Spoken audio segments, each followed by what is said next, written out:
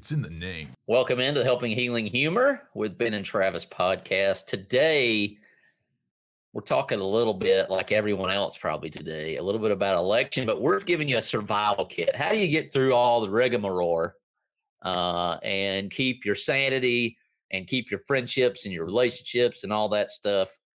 And we'll get to that very important conversation right after these important messages. This episode of the Helping Healing Humor with Ben and Travis podcast is presented by Faulkner University. Faulkner University is a private Christian liberal arts university based in Montgomery, Alabama, with a mission to provide an education anchored by not only intellect, but also character and service. The Faulkner experience aims to educate the whole person. Every individual matters every day.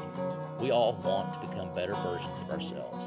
No one wants to remain trapped where they are because of missed opportunities and unrealized dreams. At Faulkner University, we believe your dreams don't have an expiration date. We understand that you're looking for more than a degree. You want to find your niche and thrive in your career. Whether you're a high school senior just beginning your trek or an adult student looking for a better path, Faulkner is here to help guide your journey. Go to faulkner.edu to apply or get more info. That's faulkner.edu. I'm Travis Creasy with Riverside Christian Academy in Fayetteville, Tennessee. That's all-pro counselor Ben Hayes, who does a little bit of everything. He's with Three Chord Counseling there in Muscle Shoals, Alabama. He's the preaching minister at Highland Park Church of Christ there in Muscle Shoals, Alabama. And along with him is Will Myhan. But Ben, how are you doing? I'm good. Sitting here hanging out with you guys is always a treat. Hanging out with you guys on a week like this is going to be even more of a treat because we need a little bit of time to process and think about some things. It's going to be a tough week for some people. We don't know which people those are yet, but today is the day. As you're listening to this, it is election day. Will, what you thinking about it all? Man, I'm just glad that I'm in a group text. You know, we talk about helping, healing, and humor. And I know in times like this, humor is important. And I know we're recording before Tuesday, but I can already predict that Tuesday's group text is gonna help. It's gonna help. It's gonna be on fire. Yeah. We need to keep up with the number of how many texts get sent that day in our group text. Probably not just this one. I know Travis has got multiple ones. I've got a couple. Yeah. They will all be on fire on Tuesday. I can promise you. We'll stock up from now till Tuesday on memes and we'll see what happens. Of course, Will is the youth minister at Highland Park there in Muscle Shoals, Alabama as well. And as I said in the intro, we're going to try to keep it lighthearted. But Election Day is upon us. This will come out on Election Day here in the United States of America. And everybody has some feeling, right? Whether it's the, here we go again, or you're like me who kind of likes to dabble in some political stuff. I listen to political stuff year round, not Fox News, not CNN, but mainly podcasts and hopefully more from a historical standpoint. But it's kind of an exciting thing for me. I voted in a couple of these now, and I've lost way more than I've won. I'll just say that. And so we could go back and look at his voting at that. If he lost more, we could try to figure out where. Yeah. So that has helped actually, if it was all about winning, I'd be real down and out, but we know that it's not really about all that stuff. But, the big thing I think that is sad before we get into kind of how we can get this across is, and how I try to look at it is these are people, most of which I will never meet, that really do have authority in my life. I have to respect the office that they're in. But I think it's really a sad thing when people cut other people who they know and love and know their hearts and where they're coming from, whether they agree with them or not, cut those people out of their life for whatever reason. And so, that's probably that's the one thing, I think as a Christian, we should try to avoid. I think the scriptures talk about being, wise as serpents and gentle as doves. And I think that it's real easy during this time, our college football, to be honest, to get those two switched.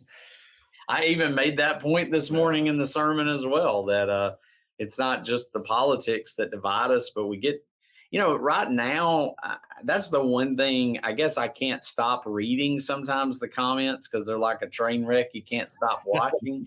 But like I'll see something posted and I'll start reading and people are just immediately fighting. They're immediately, on each other and calling each other names. And it'll be about a baseball play or about, a football game that happened or something so insignificant. And it's like that little post that somebody had is like, just to prove a point that people will argue about anything, here's a stick, and it's like people immediately start arguing about everything. And I didn't bring it up this morning, but I was thinking about James or James chapter 4, where he talks about, where the quarrels and arguments come from. And it's from your own motives. It's from your own lust. It's from your own pleasures. And it's like, sometimes we can't help ourselves. People just fight and argue.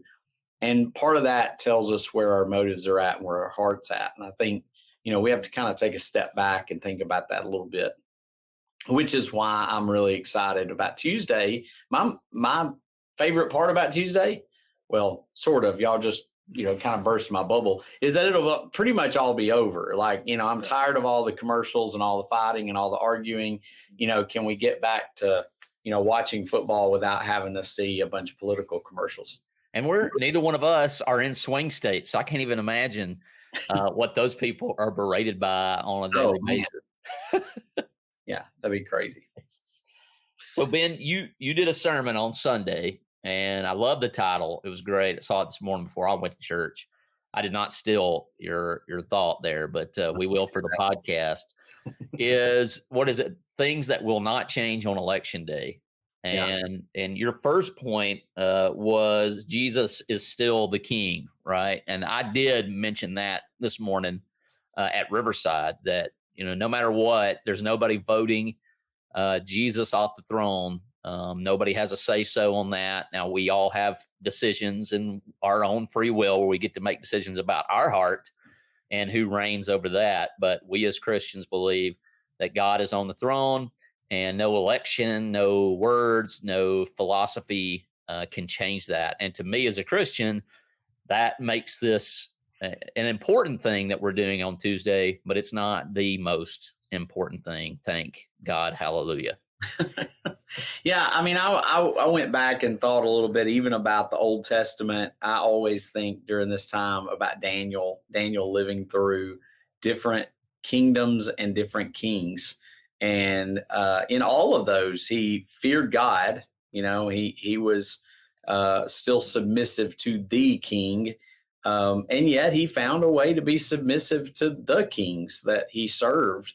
And one of our members, Nick Berryman, walking out this morning, Big Nick, we all love him, the older Nick, he came out, he said, there's actually a couple places in the scripture where it says God calls Nebuchadnezzar his servant.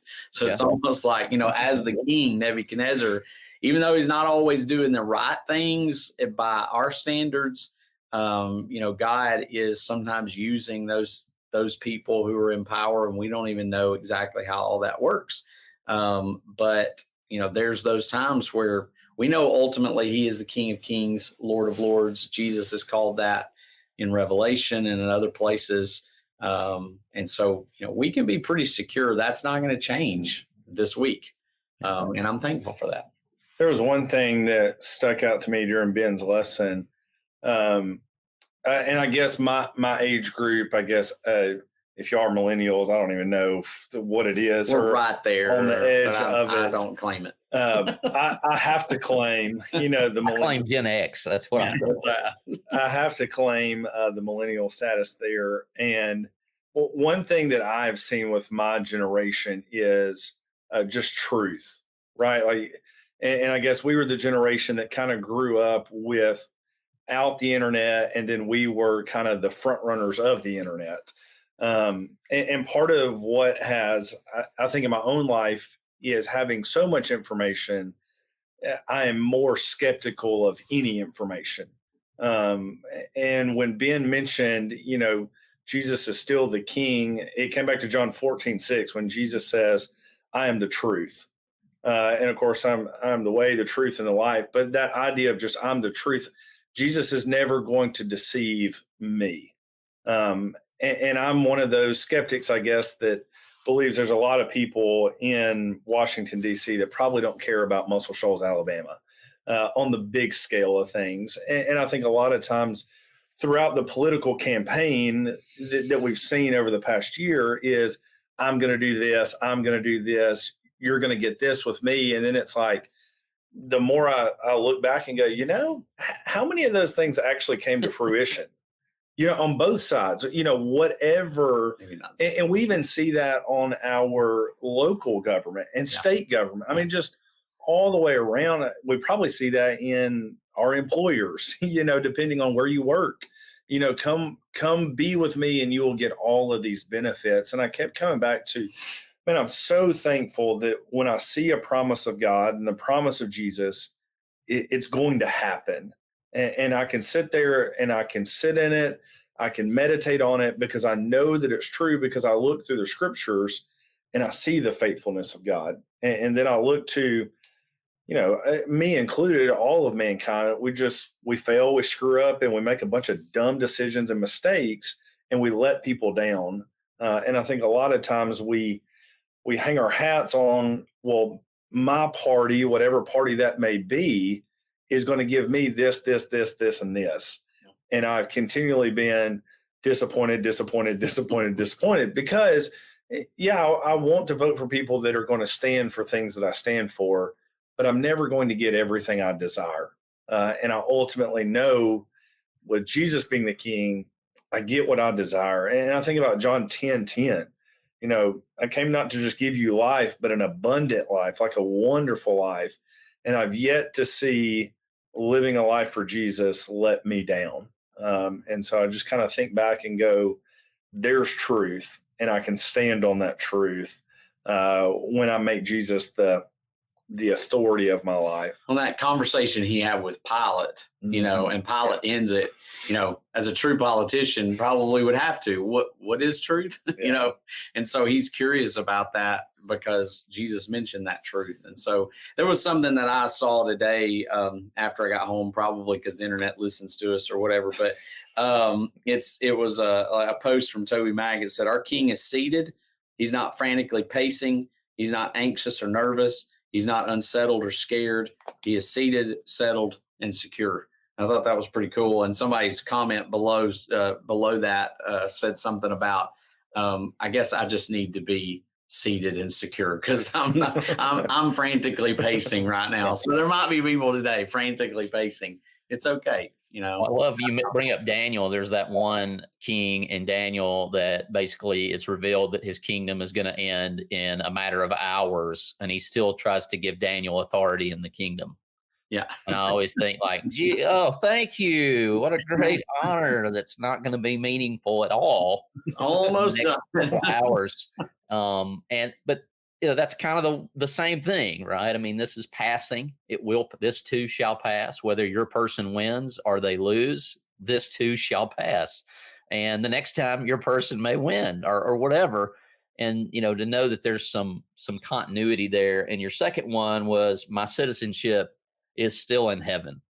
And, part of that prayer, the Lord's prayer, the kingdom come, thy will be done on earth as it is in heaven. And really that's what we are supposed to be about, bringing that citizenship in heaven here on earth. And I think that goes back to what I originally mentioned. Like, sure, I've got a belief and a belief system that lines up with one candidate over another, and I'm going to vote. And I know there's some people who will choose not to vote. And I guess I'm okay with that. Not that anybody's asking my opinion or authority on that, but ultimately, I don't want to do anything that's going to harm my witness to the people around me and my love for my neighbor. And really a sign of maturity, I think, is not allowing those things. Yes, there are some things that God ultimately says is not acceptable. And I, as a citizen of the kingdom of heaven, have accepted those boundaries on my life. But I'm one of the main, I won't say one of the main, but the main is to love God with all that we have by loving our neighbor. And I don't want to do anything that's going to harm that, no matter how funny the meme might be. I don't want to do that. Yeah, I mean, ultimately, we belong. I mean, my point today was every nation has an expiration date. Every one of them.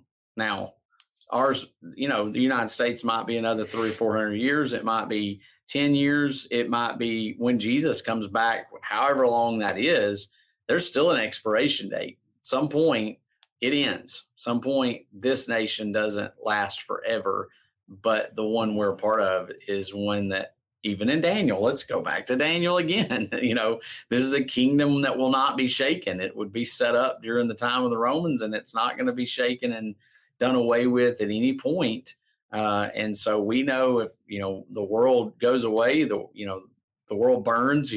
Some whether you're talking about then biblically or you're talking about how people talk about today, watching the world burn. Either way, our kingdom doesn't go away. It stands, and it's cool to be a part of something that isn't going to lose in the end. It may feel like it at times. We may feel persecuted, pressed down, and pushed aside, but ultimately we know who wins the war, and we're on the winning side. So I think we can hold pretty firm on that. And I mentioned Philippians 3 is where he tells them our citizenship is in heaven, and the people of Philippi love their Roman citizenship. So he's kind of telling them, hey, it's okay. I know that you love your Roman citizenship, and I know we love our American citizenship, but our ultimate thing that we're to rejoice about is the fact that we have a kingdom that we're a part of that's not of this world. I think another thing to remember here, on election day, is I still would not trade my citizenship of being an American citizen for any other citizenship No, not at all. in the world. I think, and regardless of what happens 10 years down the road, 5 years, next year, January, 20th, somewhere around there, 15th, regardless of who's inaugurated, on Capitol Hill, whatever it is, like, we still live in the greatest country in the world. I know that we want to make it the best that it can be, and I am 100% on that train and want to do everything I can too. But I mean, the parts of Africa, Haiti, Honduras, Mexico, different places, like I see what a lot of those people that I love and care about have to deal with, and I go, I'm not doing it. Yeah. Like, this is where I want to be. And I look at that and go, yes, my citizenship is in heaven. And I'm going to fight for the kingdom of heaven more than anything else here. But also remembering, hey, I do have it really, really good. And I read all throughout scripture and go, even the Christians back then, what they had to go through and what they had to deal with, like, I'm still blessed. And I think sometimes we need to pump the brakes and go, okay, maybe not the outcome that I wanted or whoever wanted, but man, we are still a very, very rich, blessed, and comfortable people to have what we have. And I think sometimes to see where we've come from, you talk about history, to see where we've come from to where we are now helps us appreciate the present. And I think that's important. Well, there's a lot of corruption in our world governments all over. Mm. And I mean, you can talk to our brothers and sisters in Nepal, Bangladesh, anywhere else, and they see it. And I know that there's obviously corruption here. But when we look at it by and large, the freedoms we have so much, greater than a lot of places. Not, there's other great countries around the world, but just the fact that we have it, I'm like you, I wouldn't trade that. And kind of going with your point was sort of the what you made with that one with the citizenship was kind of the last one is, we still have a lot that we're supposed to be shining. And so regardless of what happens, we know Jesus is king. We know that our citizenship is in heaven, but we also know we've still got a lot to shine, and we don't need to mess up that ability to shine our lights in the world for Christ over something like this, or like you talked about with football or whatever else. Well, interesting, Will, back to your point about the citizenship. And it's amazing. You get on my Facebook feed and some of the people that are the most outspoken about this election are people who don't live here. You're talking about our brothers and sisters around the world. A lot of them know and desire a strong United States presence in the world. They've been blessed by this country. Even the countries that kind of poke fun at us, and some of it is rightfully so, most of them are like secretly wanting the United States to do well because a lot of their security is based on it. And I think, Will, you did a good job. This is not a perfect place by any means, and anybody who thinks so hasn't been outside recently or thought outside of their own paradigm for a while. But the fact that we can share so much of our thought, the fact that we can have a podcast like this and talk about it in the way that we're talking about is a blessing of the freedom of speech, and certainly something that we want to continue. Even though it allows people to spew a lot of ignorance everywhere, it also allows us to do the gospel, to do what you did this morning, Ben, and what we're doing right now. And the fact that everybody gets to share and we get to weigh those thoughts out so that real conviction can happen are all big parts of that. And I think I struggle a lot because I have a degree in history. Ben, you took a lot of history courses at Freed. And so I have to balance the historical record, right? I don't know. I'll just be honest. I don't trust the government. I don't trust any government at all. I don't trust myself. So, I mean, I can't imagine people with actual power to do something. I just don't trust them. I don't care if they're red, white, and blue. I don't care what their flag color is. I don't trust governments. I tend to buy into the thought that the scariest words that I've ever said is I'm from the government and I'm here to help. I typically take that approach. But it's because it's made up of people. And I have a degree in history and I've taught history. And sometimes it's like rehashing the atrocities of mankind that we've done to one another for whatever reason. Like, we don't have to have good logical reason to mistreat each other. But that, and again, as dark as the world might get, that means that light shines even brighter. And I think there's a lot of people, and I know what they're saying. Oh, it's never been this bad. I understand they're saying that within the context of their own life. Right. But once again, it's been worse. With my background in history and reading the Bible, right? It's pretty easy to see that, yes, in fact, it has been worse. And how much of our voting, how much of our participating, can we limit that going back to that place? And that's the reason that I vote, right? Like, I have a small part to play. I don't want to be a politician, but I have a small part to play. And if I can cast a vote that seems to maybe help, I will. But ultimately, it comes down to how I treat the person that I interact with every day. I'm going to guess that Psalms was written, about 3,000 years ago, maybe ish, Somewhere in there. Somewhere in there. So Psalm 146, verse 3, to your point, says, "Do not trust in princes, in mortal man, in whom there is no salvation." So, to back your point, yeah, we don't trust in people, not ultimately. We trust them on some level to take care of us, our family, our friends, and some point our government. We trust them with some things, but my ultimate trust doesn't come there. And I know that it's not going to be settled there. And so, yeah, I think we would be pacing and we would be struggling and we would be anxious if everything in our life revolved around that. But there's more to who I am. So regardless of what happens today, I think that's the issue, man. I think that we are so easily wrapped up. Our identity is wrapped up in this one thing. And it's very easy for the enemy, whoever that may be, right, to get us so involved in that identity that we're not known as anything else. And if that's the case, they've done their job. Yeah, absolutely. I think you're talking about this third point, and this is where the youth minister gets on his soapbox. So I apologize to anyone listening. But you talk about we've got a light to shine. And in my 15 years in youth ministry so far, I've continually hear people saying, this younger generation is just, they're the worst and they're going to blow the world up and it's going to be terrible. And where's the church going to be? And it is amazing how many of these teenagers look at adults through election season and go, these people are idiots. We're the problem. And it's like, I mean, sorry. Yeah. And here's the other side of it too. This past Wednesday, I was teaching in class, and I referenced, former President Trump, Vice President Harris, all that. And there's like 2 or 3 people in the room just snickering when you mention one of the names.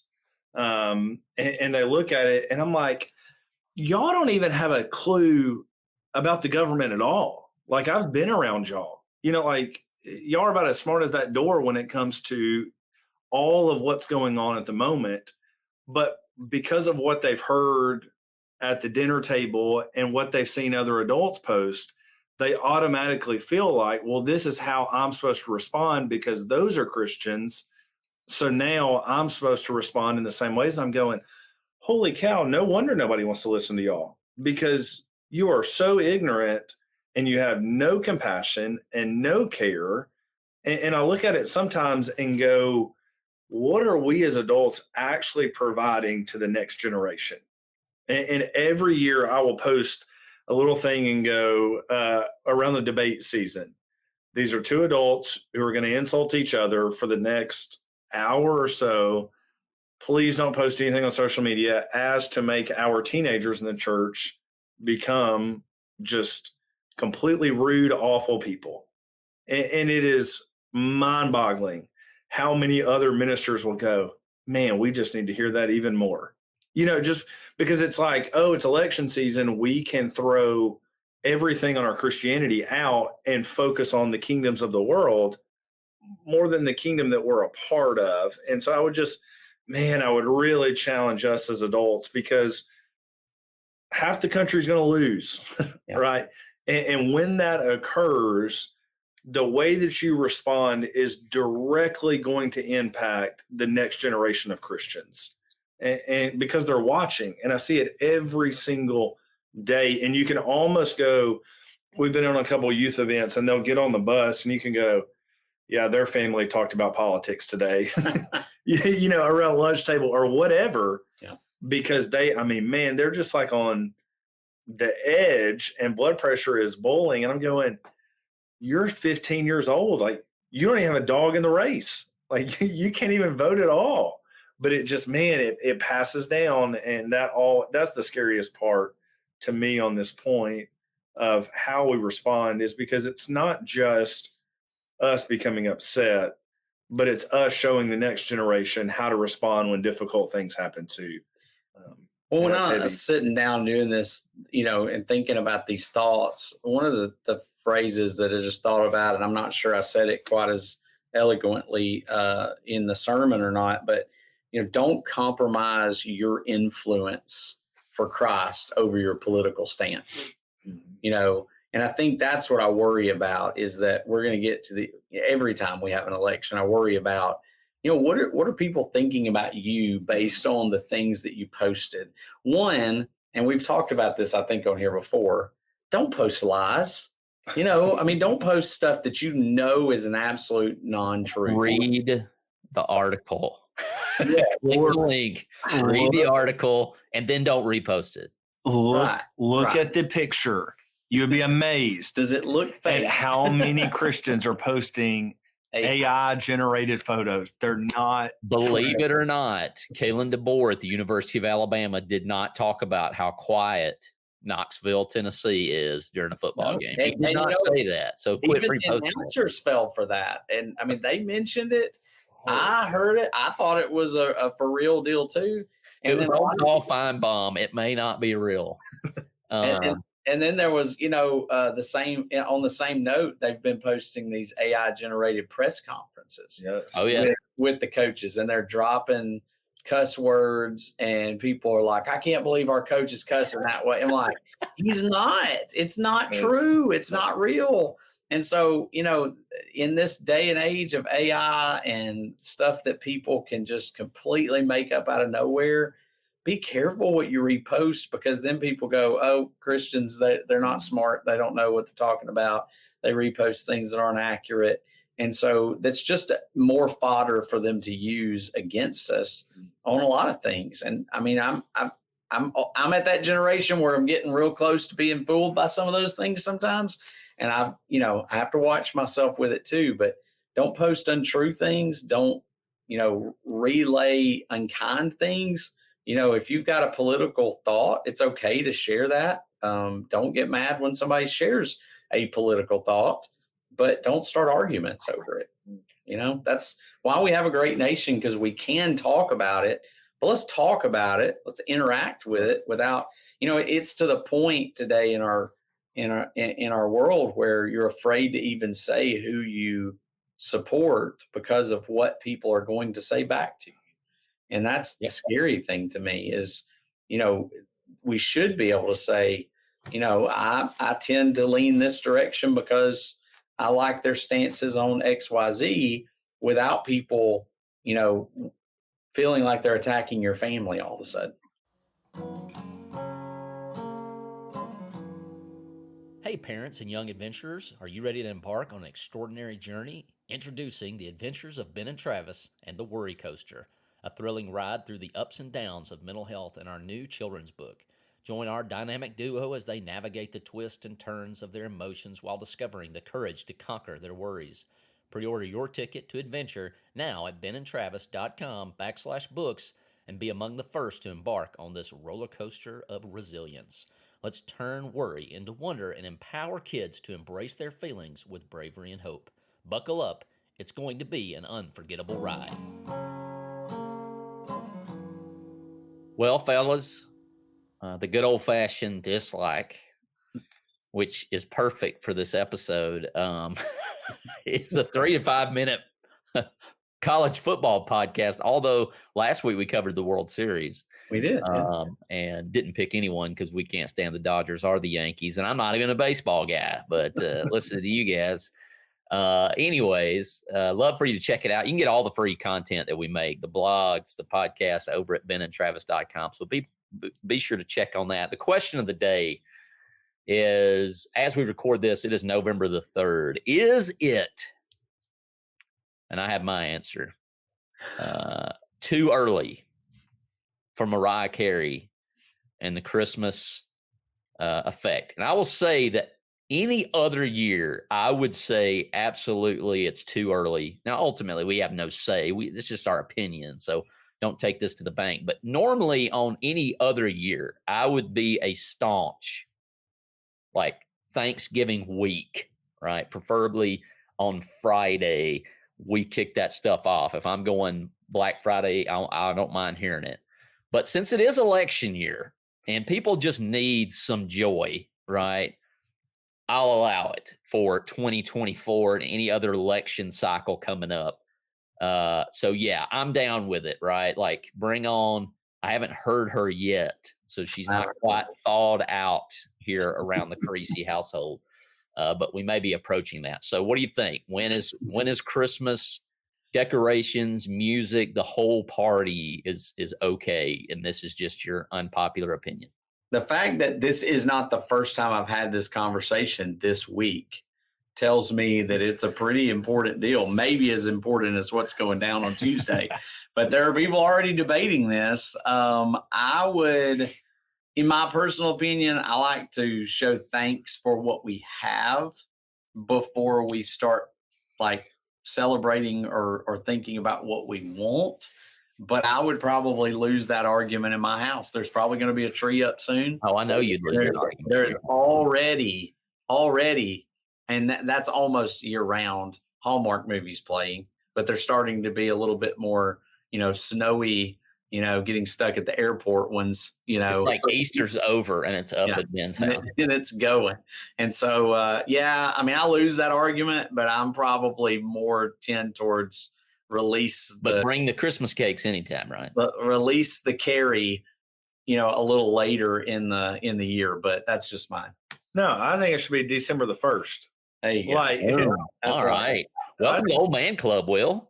It's Thanksgiving is a huge holiday. I love Thanksgiving. I'm gonna be honest with you. It's climbing the ranks. It's an important holiday. And it's like, why in the world are we like pushing? And now see, here's soapbox number 2. Black Friday is not even Black Friday anymore.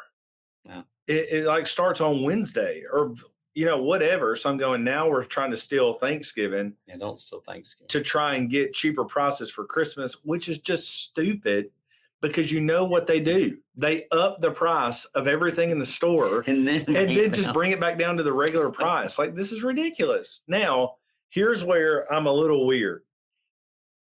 Leave the Christmas tree up till like Valentine's Day. Like, who cares? No, but then they're ready to take it down the day it happens. Like, get this stuff out of here. Oh, Valentine's Day stuff already in Walmart, I guarantee you. Like, we're not even. Like, this is my thing. Valentine's Day is red and white. It's cheerful. You're happy. So just leave the lights up until Valentine's Day. I've seen a ton of pink Christmas stuff. Sure. I think it's ridiculous. I think it should be December. I don't want to hear Christmas music. If they turn it on the bus, youth group, no. It's not December. You get a whole month. It's like people are saying. I guarantee you lose that battle at your house too. No, we don't put it up till after Thanksgiving. Really? Yeah. Nice.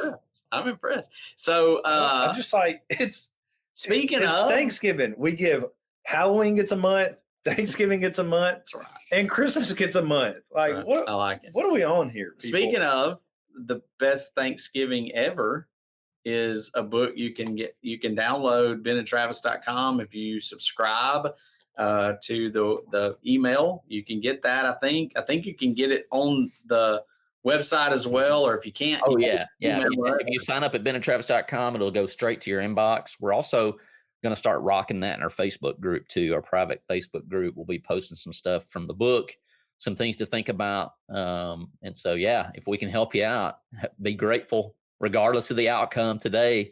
We want to be grateful. We want to remember what God has done for us, and we need to connect with that every single day, as often as we gather together, and even when we're separate. So hopefully this podcast has helped lighten the mood just a little bit. And if you need any help with anything else, be sure to reach out. hello@benandtravis.com. We'll be sure to put Will Mahan on top of it, whatever needs to get done. So we appreciate it, guys.